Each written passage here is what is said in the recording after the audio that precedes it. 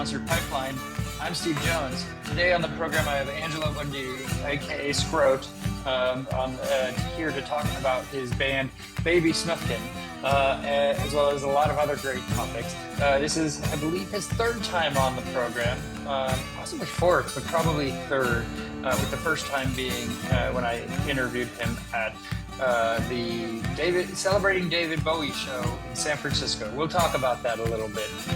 That was a very memorable show back in 2016, and this guy pulled it together in this whole miraculous show that's legendarily my favorite concert ever. And so he's on the program to talk about his upcoming show at Kilowatt in San Francisco on July 27th. It's an afternoon show. There are two sets that they will be playing, and also he has a tour called Beat that he's going to be doing throughout the summer as well, and that's going to hit Napa at the Meritage Hotel. So lots to cover. We're going to get into all of that here in just a bit. Right now I'm secluded because I have an extra child and an extra dog in my house. There are 3 kids, 2 dogs. The house is pretty full, and trying to keep the walls, all of the walls up. But my kid's half brother is staying with me for 4.5 days or so while their parents are in Cabo, and I said, sure, I'll watch the kid for that long. And why not throw the dog in there as well? Sure, why not? Just send them on over. Send them all on over. There's plenty of alcohol on hand. So that's what I'm doing for the next couple of days. So they're going to get back from their trip. We have a couple of days in between where there's other stuff going on, and the 4th of July, around the 4th of July holiday, and then I'm off to take my kids on our trip to Ensenada, which will be a lot of fun, and I'm really looking forward to. All sites are on pushing towards getting to Ensenada and getting on the cruise ship and just relaxing. I just need to relax because right now I'm not really relaxed. But it's okay.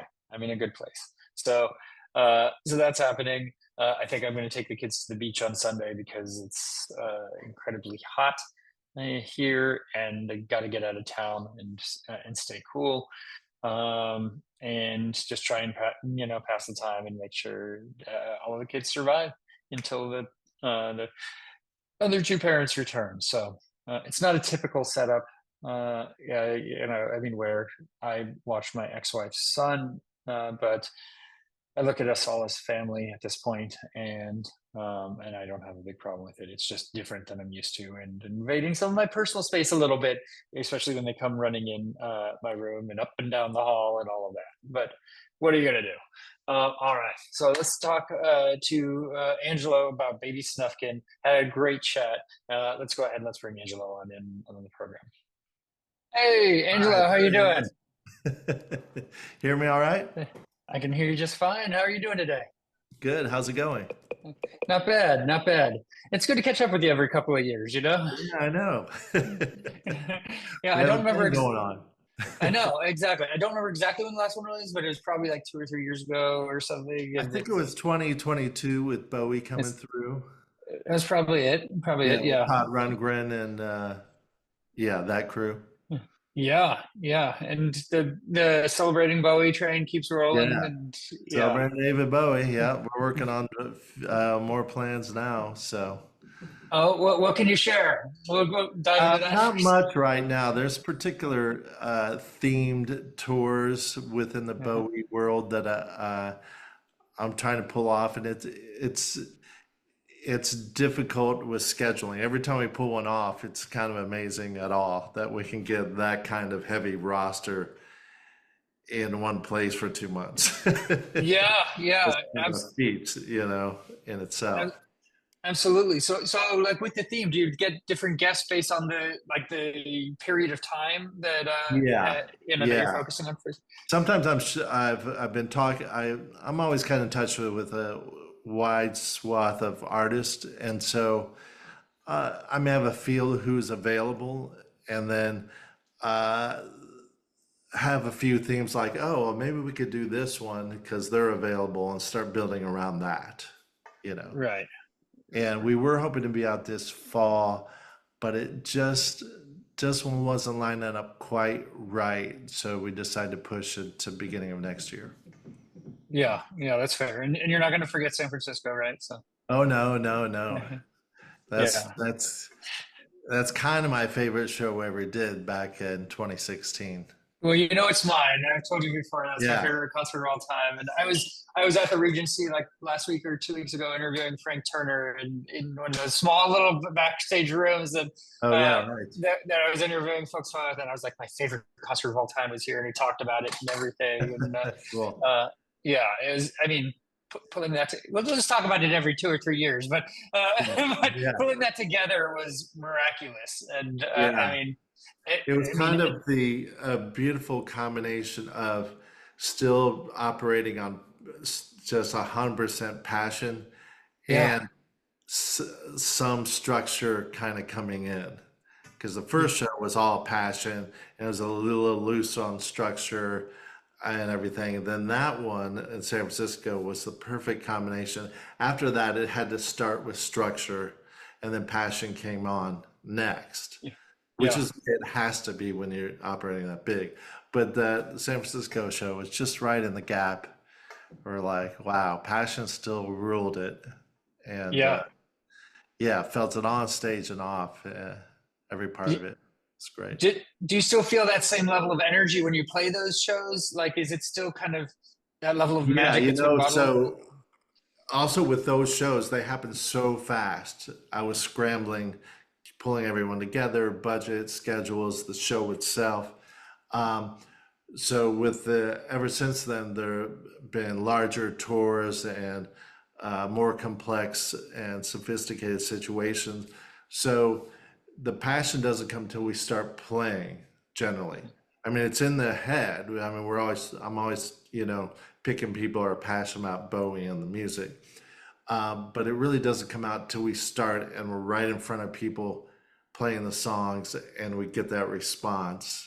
And there's always, moments in there. Yeah. You feel Bowie's in the room, like, whoa, what's going on? It becomes every show. There's a point that just, or a song or something, it just comes bigger than us. Right. Yeah, the whole place is in, and it's lifting up to something. Whoa. Yeah. Yeah. The It's last incredible. one, I think it was, or maybe, yeah, it used to be Life on Mars was a big one like that. Hmm. Sometimes Under Pressure. Uh, Lately, it had been All the Young Dudes. Okay. Okay. Yeah. Not kicking in and the That's where it is, huh? audience singing along, and it's towards the end of the night, you know, and the whole band singing and playing, and the style of tune, you can feel like whoa, and the volume of the people sing along just lifts it to another Yeah. space, you know. Yeah. Do you keep up with Gary Oldman? Yeah, Yeah. yeah. Yeah. Yeah. He's uh, he's got a hit show and He's some movies here and there, and he doesn't live locally anymore, so it's more on email, yeah. text kind of thing. Yeah, for sure. It's funny. I was watching Air Force One over the weekend, and and I saw at the beginning he's in it, and but it didn't even I didn't even recognize it Yeah. until the end credits. I was like, oh, that he was a bad guy in that movie. I don't know. Oh, Yeah, he's so amazing in he's that. he Oh, transforms. Like, I mean, he's changed so much. I mean, in any character he plays. well, check out True Romance. Yeah, unrecognizable in that. It's pretty Yeah, extreme. So you gotta check it out. yeah, True Yeah. Romance. Yeah, which was shot a lot of it down the street actually, and yeah, his character. Yeah, I didn't pick him out at all, and it's Quentin Tarantino's first Yeah. scripted, I think, script that broke out. I don't think Oh, really? Okay. he didn't direct it. I think. Oh yeah. Space his name now. Big. Uh, Now I gotta look it up. Hold on. Tony Scott. Tony Scott. Oh, okay. Yeah. So, but Yeah. yeah, that, I'll check that out. I'll check that out for sure. So, yeah, today we're here primarily to talk about Baby Snufkin, though. yeah, So yeah, I have a lot of questions about it. First off, for those that aren't familiar with Baby Snufkin, how would you describe the music? Because when I listen to it, I'm going to give you a name and tell me if it works. And sure. I've never used the term, I'm like grunge ska is what I hear.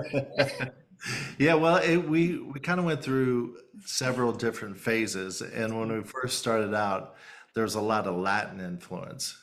Hmm. So our new release kind of shines on that. It's called More Everything, and there's a lot of Afro-Cuban rhythms, but it's pretty punky.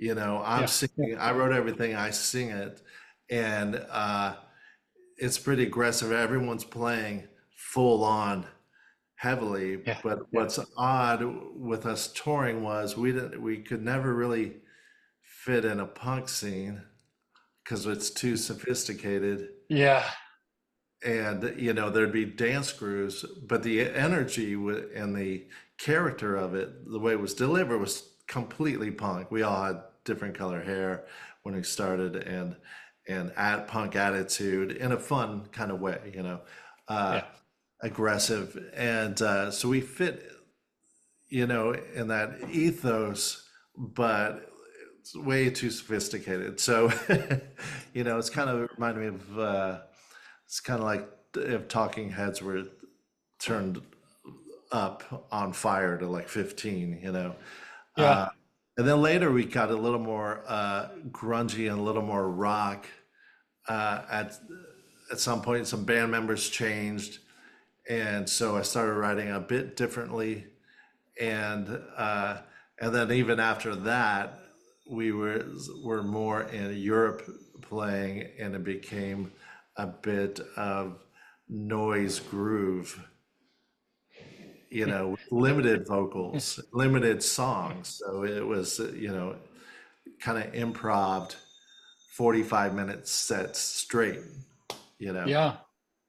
So So about it's a playing lot. in Europe, like tell me about that. Like, how did the tour get over there? You play. I know one of your tracks was live in Berlin, right? And Yeah, yeah, we yeah. played So quite a lot in Europe, and Europeans had always tapped right into us because they uh, always assumed because of the dance rhythms weren't so foreign to them. So in America, yeah, rock reigns pretty heavily. And if it's a dance music, especially nowadays, it's a little more electronic kind of based, electronic pop driven or something like that. Where we're much more from roots African and, like say, Cuban and Latin kind of dance rhythms. So when you come out there and then you play it that aggressively, Americans just didn't know what the heck was going on. But Europeans recognize those kind of cultural dance influences. yeah, They're over there, uh, African, Latin, Hungarian, on all those kind of things are part of pop music, you know. yeah. So they tapped right into the energy and those kind of things, and I mean, immediately. So we always had a good time and a really fired up crowd over Yeah, there. I imagine. And America just was like, what's going on here? Yeah, But we have fans all over the place. So we did a lot of US and a lot of Europe, you know. yeah. And you played with No Doubt at one point? Yeah, we actually opened No Doubt's European Tragic Kingdom tour as things Wow. were just blowing up. So when we were called for that tour, we had already been touring Europe and they had never. They had hardly Yeah. done any touring at all, and we had been years into touring. So some of those markets looked like we were going to have more draw than they did. But Wow. as things were blowing up, about 6 months out, we get calls and it would go from a venue like that we might play on our own to, oh, okay, it's going up to 1,000 capacity theater. Like, okay, we do that. So uh, then it'd be, oh, it's 2,000 now. Oh, it's 2,500 now. Oh, we're at the 3,500. Oh, they're moving to arena 6,000, 7,000. This is all happening within a few months. And they kept you as part of the package, though. I mean, with the Yeah, shows. yeah. I was telling everyone, don't be shocked if we get booted off this because our meaningful draw has just been diminished to not a lot. And Yeah, so we yeah, play some of these giant shows, and it was going to be Europe. Case was initially going to be split between us, Cake, and Geggy Ta. This band had kind of one hit wonder. Then Geggy Ta got offered to go to Asia with Sting, so they took that, and then it was going to us and Cake, and then Cake picked up some U.S. thing, and so it came down to just us, 45 minutes opening, for yeah. this exploding band with a blonde girl and her midriff bare, so but we'd look out there and I'd be singing and I'd see, a circle of our fans and going crazy in this sea. So it was fun, Yeah. and no doubt we're extremely kind and generous, kept us on without question, lent us gear, helped us out the entire way. They were quite amazing, Yeah. and we had fun with that. I would come out and to a large crowd, and there'd be, of course, a bunch of girls, teenage girls, want to see Yeah. when I walk out with green hair at the time, and I'd say, "You see, hear Gwen? You want to hear Gwen?" And they're crazy. You want No Doubt? And so I'd start "Don't Speak" on a guitar Really? and singing in a mock Gwen voice, Uh-huh. and people would start laughing. And then I'd start playing one of our fast tunes and kick into it, and the crowd would kind of explode. And No Yeah. Doubt would be off stage laughing, and enjoying it. And they'd come out and join us at different points on stage uh, Yeah. for things, and we'd jump out on the encore with them. So it was fun. Yeah. It's That's crazy. really cool. Did you have any interactions with Gwen that are memorable? I know you said they were just really nice and Oh, all the warm. time. She Yeah. one time. I remember one time in Brussels, my hair went to blue. She said, Green to "Oh, blue. Uh-huh. blue, huh?" And I said, "Yeah, I've got some left over. Why don't we do you up real quick before the show?" Yeah. She just laughed it off and everything. I said, "No, I'm serious. Come on, let's go." You So gotta we get her to tease do it each other. over. We tease all the time. We're still in touch, with those guys. We've all been in it for a while, so through different things we cross paths, and Yeah. you so it's very fun. It's very fun to see their Coachella reunion. Yes, How I know. I massive watched it, that was. and it was so nostalgic. And I'm just like, oh, if they do a tour, take my money, because it's like, I don't know, Gwen solo stuff. I'm like, I don't care about the banana stuff and everything. Like, okay, whatever. But I mean, I was a big No Doubt fan back in the day, and Cool. yeah, I saw them a Yeah, they bunch of sounded times. great. They've always done great shows, even on our run. They were pretty green on that run, so they Yeah. were just trying to keep it together because it was just exploding. And so, you know, they're trying to find their footing and everything. But regardless of that, they sounded great. Gwen was an incredible show person from the Yeah. start. Oh, Everything great stage about it. presence. Yeah. Like I said, super incredibly nice and welcoming and helpful for us. It was great. So yeah, I did touch base. Said, okay, well, we're play a show too. So let us know when you want to go back on the Mm. road.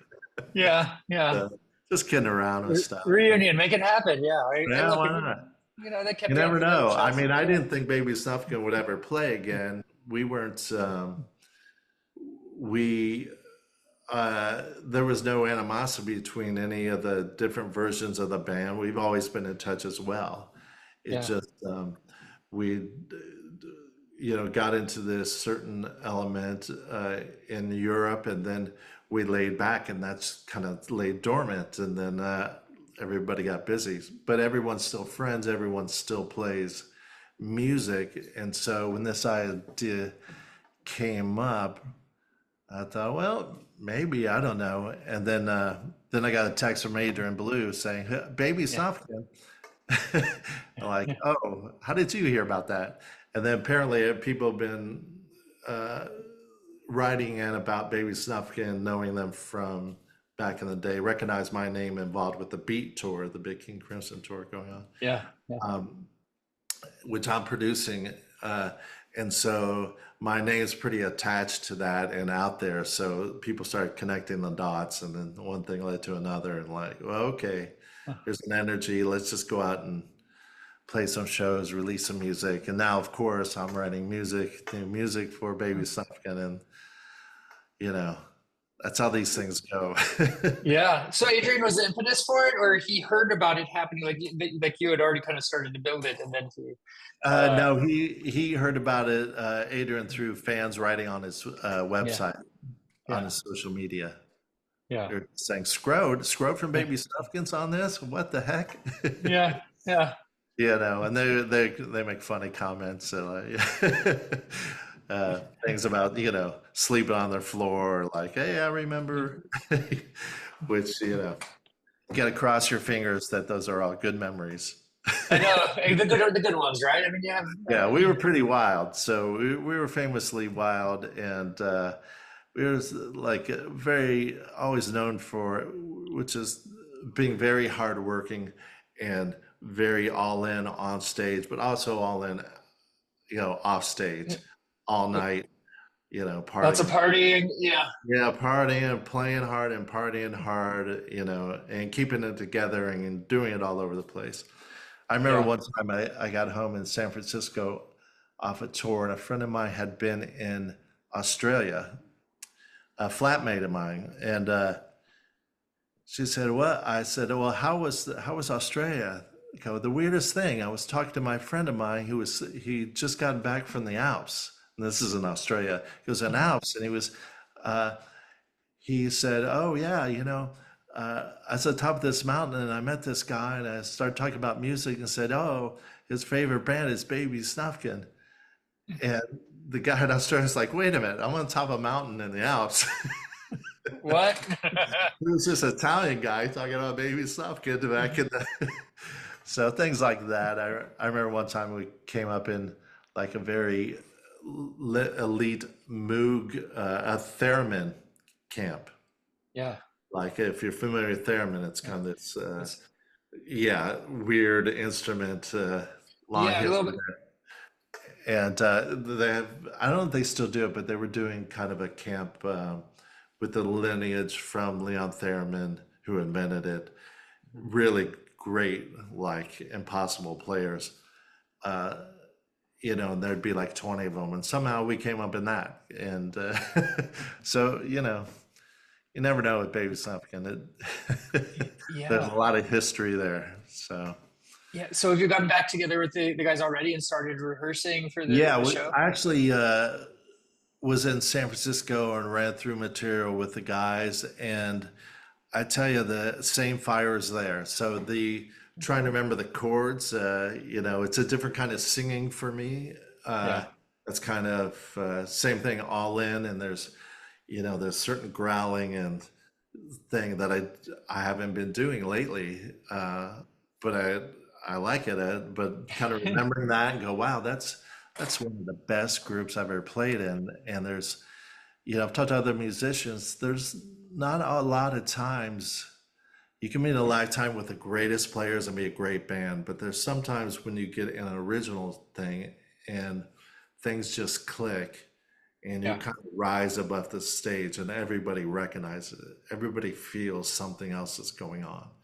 And Baby Snufkin had that, and apparently still does. So we're all still pro players who get together, you know, that reckless abandon starts creeping in, like, okay, I remember this. It's not the professional sidemen where everyone's sticking in their role as a player. It's an original band, original material that toured a lot all over the place. So all bets are off. Let it all Yeah. go. It's gonna be crazy. What color for the hair?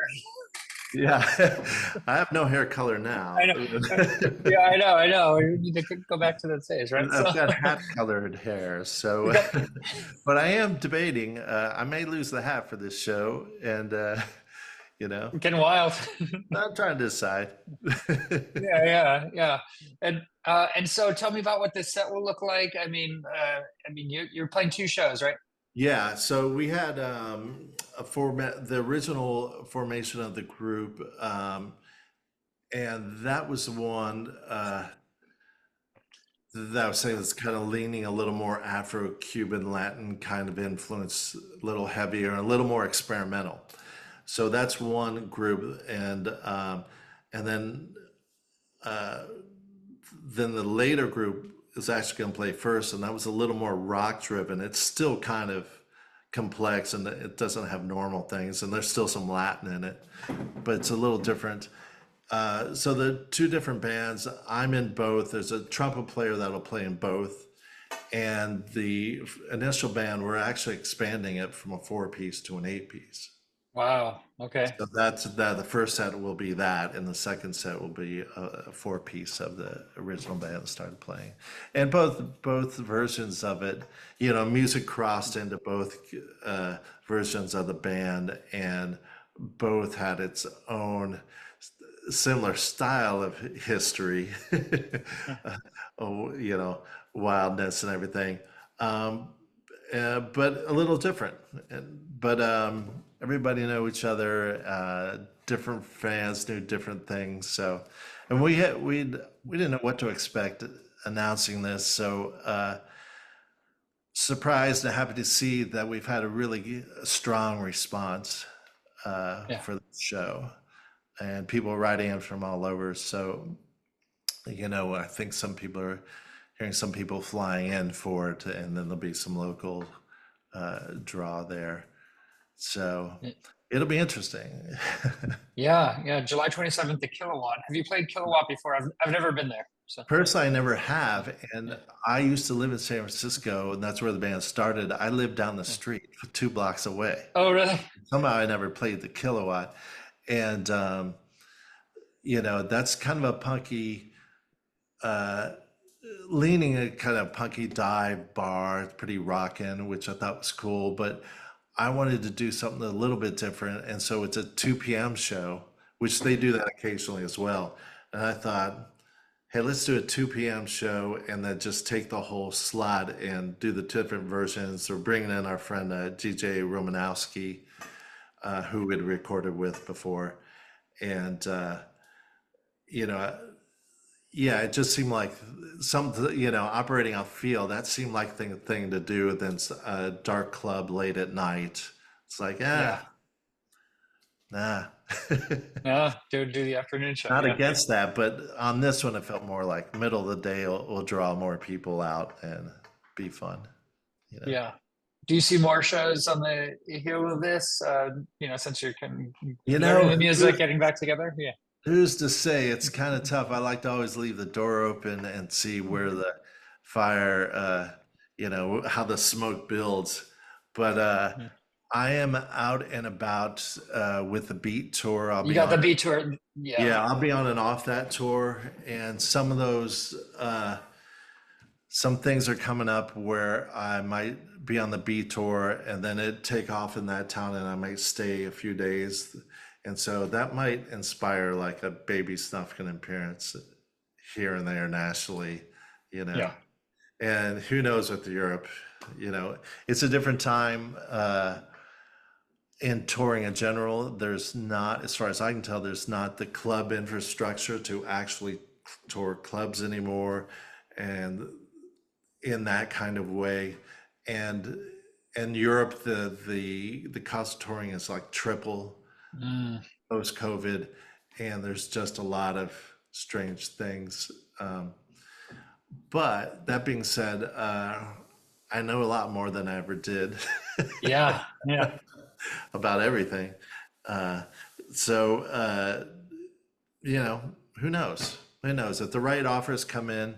Uh, of all people who know how to make things happen, Baby Stuff knows how to make things happen beyond most groups ever.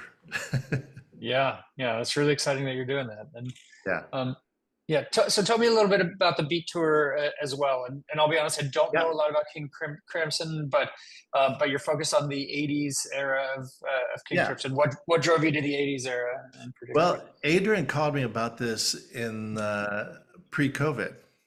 So 2019 about producing a tour of King Crimson music because it was the 40th anniversary of him joining was coming up and he wanted to do something. So I said, well, my advice would be to take the three albums of the 80s because that's where Adrian joined. And those particular three albums are different than the rest of King Crimson. And they're when Adrian and Tony Levin both came in. And as far as musicians, those three albums in the rock world are kind of like Sergeant Pepper, Lonely Hearts Club Band, Abbey Road, and the White Album. Yeah. Yeah. Rock. I mean, there's nothing like those three albums. Even albums that Adrian and Tony did with Crimson afterwards aren't like those three. They're particularly pretty mapped out in a certain way, and they have songs that Adrian wrote that aren't in the later album. They kind of split between experimental noise and songs with experimental noise. And so, Yeah. like many people I recognize, musicians and fans, those really influenced me heavily. I was very into them. And so I suggested, he asked me if I could produce that kind of tour. I suggested, let's make it just those, focus on that. And he's like, man, blow this up like you do things. So we went back and forth. He wanted to get Steve Vai on board, so I reached out to, and he knew Steve, but I reached out. I'd never met Steve Vai, and I reached out to a guitar player, old friend of mine, Andy Timmons, Guitar Hero, who was friends with Steve, and told him, and he connected me with Steve, and Steve right away was into it. Now, at the time, Tony was out with actual King Crimson, which is Robert Fripp's group. It's technically his group. And Yeah. so we weren't sure how Robert would react, but we touched base and he was enthusiastic. So then along came COVID and knocked that sideways. And then within that time, King Crimson, Robert retired King Crimson as a band. Yeah. 50 years. So there, So they will no longer play ever again. So after COVID came through, kept in touch with Steve, and initially he was like, "Oh, COVID's ending, but I have 18 months of touring to catch up on."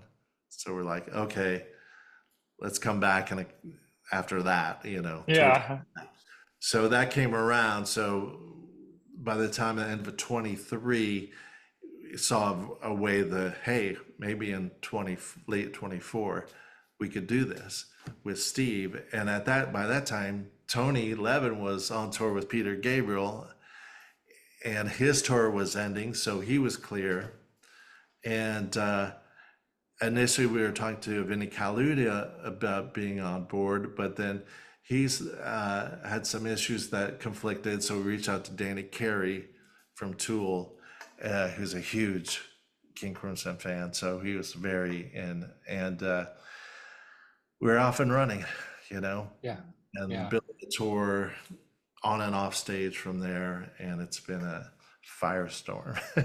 Yeah. Yeah. I forget the dates. Has the tour started, or are you in it? No, I it know you doesn't start added. till it doesn't start till mid September. The second date is actually in the Bay Area at Napa at Oh Blue yeah. Yeah. Summer Sessions, which is my birthday, September 13th, Friday the 13th, which I was There you go. born on Friday the 13th, September. So I'll be on that. So I'll be on the first 3 weeks of the run, just kind of overseeing and help producing the look of the tour and all that. Yeah.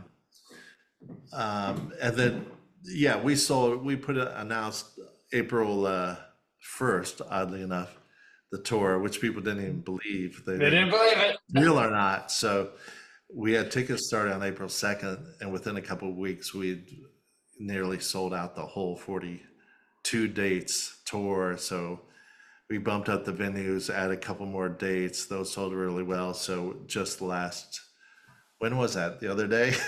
Yeah, yeah, it was like last week or yeah, a Announced couple days ago. another 21 dates. Yeah, So it's yeah, 65 shows in total.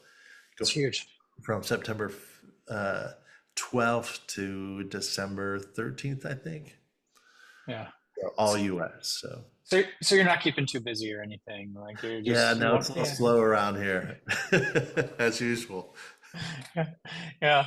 Well, so I want to ask you, like, when you kind of go into kind of creating one of these, I mean, a lot of what you do, you create like these moments in time, take these moments in time and kind of bring it back and expand it and kind of you mold it with people who have that same appreciation for Yeah, that artist, for that period, for that moment. I mean, so like how take me from the process of like the inception to like bringing it alive. Like yeah, you've done it with other artists also. Like where does yeah. this start for you? Is it just brainstorming with other people? It, And it's that sea and smoke thing where yeah, there's fire. So, and fanning the flames. So there's material. I don't really do anything I don't like or have appreciation for and have some history with somehow. Um, some some groups have approached me, pretty large groups, and I've thought about it, turned down some stuff, and there's some I'm weighing right now. There's another one I can't speak of yet, but that we're looking at tour dates in January, a brand new one that couldn't be more different than Bowie and King Crimson. Um, Very excited about that one. And that one I'm not playing on either, though I might make some appearances on some shows. But it's kind of it's sort of why taking on Baby Snufkin again, it's the same thing yeah, because it came up and they're like, oh, there's some interest there. I know it. I talked to the guys. Oh, they all play, and those are guys, great players. I listen back to the music. I'm like, wow, that's not the easiest yeah, to do. It'll be challenging, and same for them. And like, okay, that's interesting and everything. And then after Adrian hit me with that text asking about it, and then seeing different things pop up, it's like, oh, okay, maybe it is time to do something with this. And then, and with Baby Snufkin, it's there's an attraction with the other groups. It's not so much that there's not a challenge that attracts me to it. I'm mhm, just trying to serve, the fans and the scene and the music. I'm not in it to try to, it's, do something I haven't done. I'm just kind of rolling with it. With Baby Sufkin, I thought, oh, well, this will be interesting challenge because really I spend most of the time doing original music. Not this year, but usually I'm writing yeah, composing original music right, for all sorts of things, and I have a giant catalog. So I thought, oh, I'd like to do this. How can we bring all these things to the table that I'm doing on these large tours and bring it to original music and original acts and original band, which is really where I'm from. yeah, So that was partnering with Baby Snufkin. And yeah, like I said, talking to the guys, uh, they're active, very enthusiastic, and yeah, just like, wow, I didn't realize you guys are really, really good.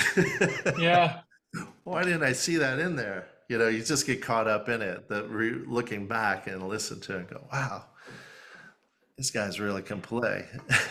yeah, yeah. They're still playing that way. Um, so yeah, that kind of challenge, seeing that and kind of bringing that uh, smoke, fan the flames to original music.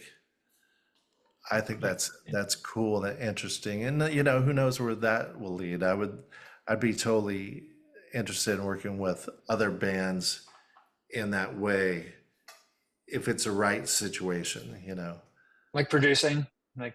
Yeah, producing tours. Yeah, like I say, some other things coming up, but it's really difficult budgeting everything. Yeah. So now more than ever, and so the stars kind of got to align. You know, Yeah. Yeah. um, eventually like to. I'm not sure how that would work, but work with a band like Cage the Elephant or something like that. Yeah. Yeah. Yeah. uh, Rock bands that I like the material, Yeah. and I like their show and everything. And I don't foresee what that would be working with Yeah. them, but just But being aware, you get in there and it's like yeah. the way you think about that and go, oh, just kind of staying open and being aware. So, Yeah. yeah, I'm not really hunting for things that don't exist to fan them. Right. Right. That's kind of how this has been rolling out naturally. You got to come around naturally. Yeah. Yeah. So, And you mentioned you're writing new music for Snufkin. Are you, any of that coming for your show that's a month away, or is that just longer term? not for the show at the Kilowatt, but we're looking at we've already talked about doing something at the end of the year for sure. There might be something in between. Yeah. Um, I'd like to record there. Uh, the drummer, one of our drummers, Mig, owns a studio now. He's developed this studio, and up in Oakland, where we got together a month ago or so. And so, why not fly up and record? I mix records now, and produce records. So now we're doing different things. Before we had the facility and the knowledge and everything of how to do, something, expansive in a different way. Yeah. So we'll see. And the artwork on our two releases are from our bassist Stami, who's Yeah. in fine arts, a successful artist, these as well as a bass player. Um, and I called him, said, "Well, for do this release, do you have any kind of throwaway?" And he said, "Hey, just look at my Instagram, Tom Giesler, Mhm. Giesler, and whatever. Let's look at that." And so I picked out a couple things for the two new releases. I mean, we have an extremely talented group of guys on this. One of our bassists works at Pandora, as well as playing bass around the Bay Area. Uh-huh. That's Bert, who John Dumont, Bert, we always called him Bert. Um, and then a trumpet player that's been in both groups. Uh, Besides being a wicked talented trumpet player, must have 500 compositions out there of all styles. He has a master's in composition, so writes for orchestra. He's been working on opera the last few years. Um, it's even to me, I'm like, wow, there's a lot Yeah. of talent through these group of guys that is Right. extraordinary, you know. So I would Yeah. like to see, if it all lines up to do some more original music, we'll pop up here and there, do some shows, see what happens. Yeah, yeah, and I think one of my last questions for you, Angela, is like around. I mean, it kind of ties back to what we were just talking about around kind of bringing these things back. But I think nostalgia is kind of what it ties in. Yeah, Both your personal nostalgia with Baby Snufkin, because there was a piece of yeah, your youth, kind of, but also, I mean, for artists that you respected and everything. What is nostalgia to you? Like, how does it kind of that's a great get out there? question. I think I have an unexpected answer. I like it. Yeah. A lot of people, the people that know me best can attest to this. I don't like you to even think about a year and a half or 2 years back. Yeah. Always thinking forward. I don't really care Yeah. about the past. It doesn't matter to me. It's, So with that, I don't approach these things as something in the past. yeah. I don't see it that way. It's just good music. Yeah. Yeah. 30 years old, 3 minutes old. I don't, to me, it makes no difference. I don't see it that way. I don't hear it that way. I'm not, the King Crimson albums were a big influence, but I don't reflect on who I was or where I was when I hear it. I just hear good music, and that's it. I hear it in the now. Yeah. So, it's a funny thing. Yeah. Maybe why I can work in this, because I always knew with the Bowie material, I was enough in, I knew Bowie's whole catalog and a big fan, and it was a huge influence. And so I had the familiarity, but I never was aiming to play Bowie music. I played very little of it before doing that show. Uh, Adrian Blue is a huge fan as a singer, as a writer, as a player, huge, one of my biggest influences. I was never trying to play with Adrian. It's Yeah. still to this day, I'm like, I don't really even know how that happened. Yeah. So, yeah, because that was just past to me. I just wasn't thinking about it. And those Yeah. catalogs too, I moved past them. So when I come back to them, they come back around. I hear them kind of as they are now, and just take it from there. And I'm able to bring a fresh approach to it all. I'm Yeah. not locked in some past train of thought. Yeah. I That's think that's that's a very great answer. valuable. I think it's very valuable to this. And I talk to a lot of people, and they, on things like this, and they're immediately looking back. I'm completely not. Yeah. No, Drives my wife crazy. She, I bet. you know, Yeah. I No, think I feel healthy in looking at things that way.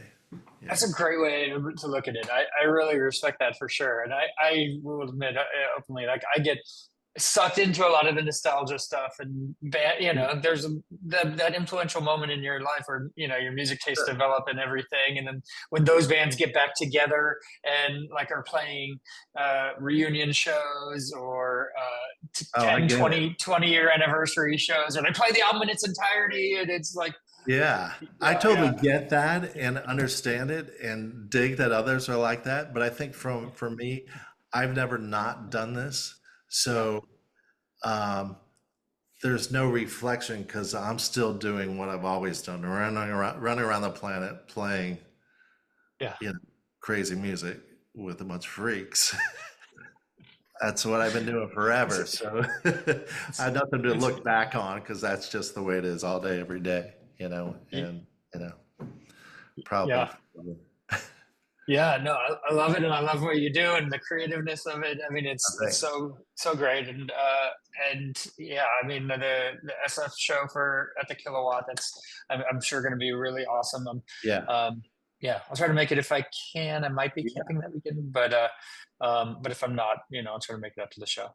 That would be great. And Yeah, thanks for yeah, help getting the word out. We appreciate that yeah, a and then ton. the Beat tour too. So Yeah.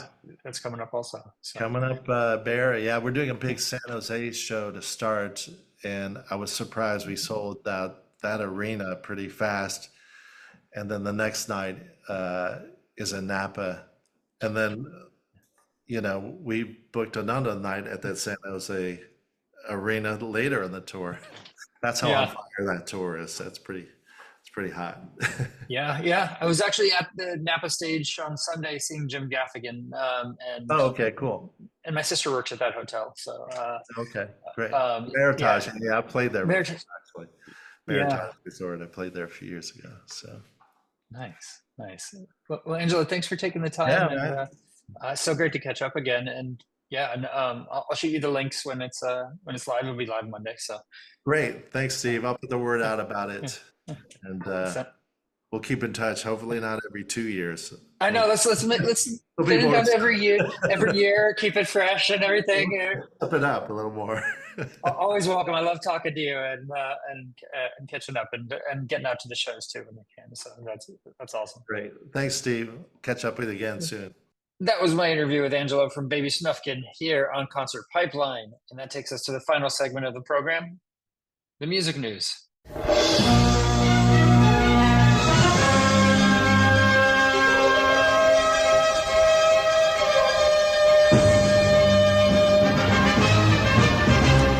Stories to wind us out. Let's start with Tenacious D. Jack Black's Tenacious D has announced Rock the Vote shows ahead of the U.S. presidential election.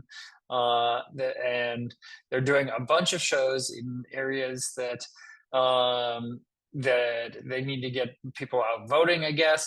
That they had in 2020 released a cover of the song Time Warp from the Rocky Horror Picture Show, with proceeds going to that same organization.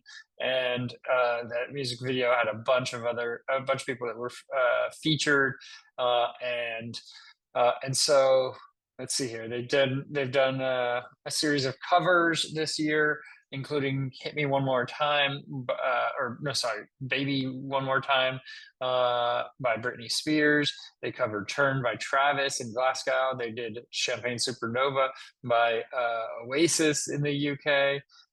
And so they're going to be playing in some shows in Australia, New Zealand, and then the Rock the Vote events are in October in Ohio, Indiana, Wisconsin, Missouri, and Pennsylvania. So, yep, almost sneezed. Maybe and there's the sneeze. Let it out. Good. Go for it. And so they're going to be doing those shows. I will have to say, was not impressed by the presidential debate. It was disappointing on a number of levels. And I just worry for whatever's going to happen in this country come January and the 4 years beyond. It's going to be an interesting couple of months leading up to the election in November. But get out and vote, I guess, is the message there. The Eagles have extended their Sphere residency with 8 more shows that will take them into December. So when you play a show at the Sphere, you're not just going out with some guitars and drums and microphones and playing a show. It is a production. It is an expensive production to be able to utilize that venue in the way that it needs to be utilized, and each band has to pretty much outdo the previous band that performed in there in terms of what they do, making the most out of the technology in that venue, with the walls that go circular around the venue. I mean, it's a whole experience. I haven't had a chance to go to one of the shows yet. I would like to at some point go to a show there, but I want it to be a band that I really like. It has to be worth my while. I don't want to just see a band I'm not that interested in. But they're going to be the 4th band to take the stage, following U2, Fish, and Dead & Company, who are currently performing. And so there are the September dates, and then a couple of dates in October, 4 dates in October, 4 dates in November, and 4 dates in December. These are part of their ongoing farewell shows held as part of the Long Goodbye tour. That's a way to put it, long goodbye. When bands, are like, okay, we're going away, like Motley Crue or something, and they never actually go away and retire. Just call it a long goodbye. We'll wind up whenever we feel like it, and we'll take your money in the meantime at the farewell cost with you under the impression that you'll never have the chance to see us again. But meanwhile, our bones are getting more brittle by the day. We are drawing this out. Speaking of which, the title of this article is "Legendary Classic Rock Musician Cancels Tour After Getting Sick on the Road." And it doesn't say who it is in the title, which is really weird because I knew it was Neil Young and his band Crazy Horse that had canceled the remainder of their first tour in over a decade after the bandmates fell ill while on the road. And I don't like that they're ill. I like that they sell this as the bandmates fell ill. So the whole band is sick, apparently. The quote is, when a couple of us got sick after Detroit's Pine Knob, we had to stop. We are still not fully recovered. So sadly, our greatest tour will have a big unplanned break. We will try to plan some of the dates we miss as time passes when we are ready to rock again. Very non-committal. We know many of you made travel plans and we apologize for the inconvenience. Thank you for your understanding and patience. It's the old are going to get old. This is what's happening. And they don't stop. They don't know when to hang it up. They don't have it in them to hang it up. They don't need the money, but they can't quit. Another example, Ozzy Osbourne. Sharon Osbourne and her husband Ozzy were supposed to be headed to Arizona in mid-July for a highly anticipated and celebrity-studded event, but that changed. She had posted on Instagram, but I guess deleted the story afterwards, that neither she or her husband would be in Phoenix the weekend of July 12th for the Mad Monster Party because Ozzy is unable to travel at this time, saying, regretfully, the Osbourne family had to cancel our upcoming appearance at the Mad Monster Party in Phoenix. Let's see. However, Jack will be there flying the flag for the Osbournes. If you want to see Jack Osbourne, you could go to that. And everybody who bought the Osbourne package will, of course, get full refunds. We would like to thank you all for your constant support with Ozzy. It means so much to him. You have no idea. So Ozzy, of course, was diagnosed with Parkinson's disease in 2003. And in the fall of 2019, he found himself in the need of several spine surgeries as a result of the fall. It wasn't until years later in 2023 that he scheduled his final neck surgery. So he wants to just play another show or two, and he can't get out and do it. But speaking of Ozzy and Black Sabbath, Black Sabbath's Geezer Butler joined the Foo Fighters for Paranoid in Birmingham. The Foo Fighters have performed a 1970 Black Sabbath classic Paranoid with Geezer Butler. There's footage of it. This was on June 27th, and they played their last show of the UK tour there. Dave Grohl and company invited Birmingham legend Geezer Butler to perform that track with them. He led the band on bass duties while Grohl ditched the guitar to mimic Ozzy Osbourne's onstage movements while singing. And there is, of course, footage of the concert that you can check out if you want. But Butler has joined the Foo Fighters before. In 2022, he teamed up with Sebastian Bach, Lars Ulrich, and the Foos to perform Supernaut and Paranoid for the Taylor Hawkins tribute concert. So they got him back again. And also, while the Foo Fighters were in, I believe they were in UK, they had Shane Hawkins, Taylor Hawkins' son, come out and drum at one or two shows that they did. He did a whole drum solo, and it's incredible. That kid is incredible. I mean, look, I have 1.5 of Shane Hawkins' drumsticks, and the dog's going wild. 1.5 of Shane Hawkins' drumsticks from their show that they played here in Napa. And that was pretty amazing. I'm toying with the idea of seeing Chevy Metal, which is Shane Hawkins' band, again in like a week when they're going to be back for some NBA stuff at Golden One and playing a show out there.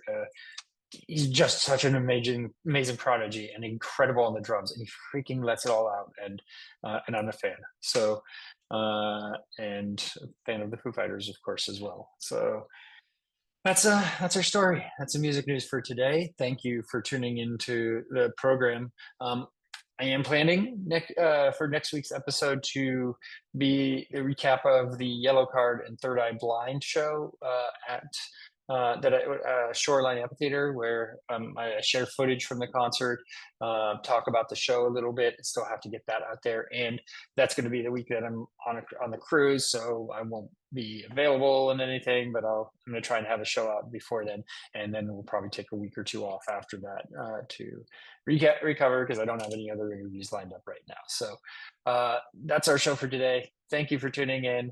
For all of us here at Concert Pipeline, I'm Steve Jones. We'll catch you next time.